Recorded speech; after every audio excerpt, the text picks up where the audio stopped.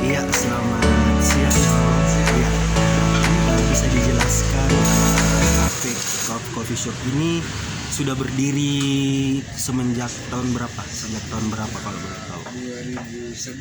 2011.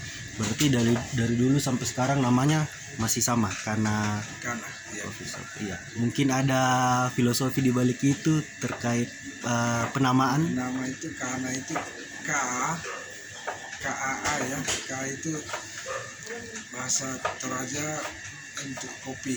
Untuk kopi. Oh iya. Kopi K. Terus kalau ditambah NA.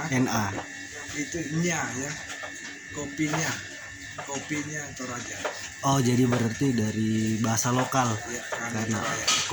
kopinya apa? Toraja. Kopi Toraja. Kopinya. Ya. Ya. Toraja. Oh. Kalau K saja kopi. Kopi.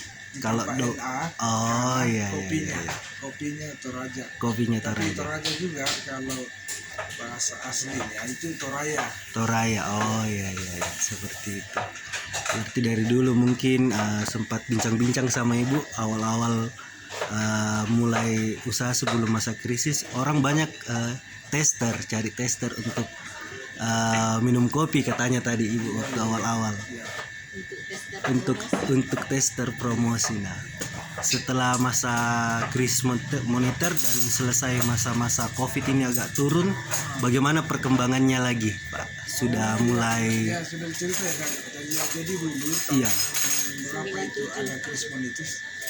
Iya, 97 98. Nah, ya. Di situ kita pernah buat juga seperti ini di kampung, tapi ada krisis mon. Kopi Arabica itu kan konsumsi untuk wisatawan asing Iya. banyak ya. Jadi waktu itu wisatawan pariwisata terpuruk, kita berhenti.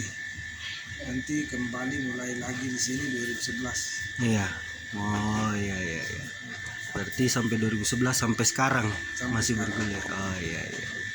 Oke, terima kasih Pak atas waktunya. Terima kasih sudah nonton.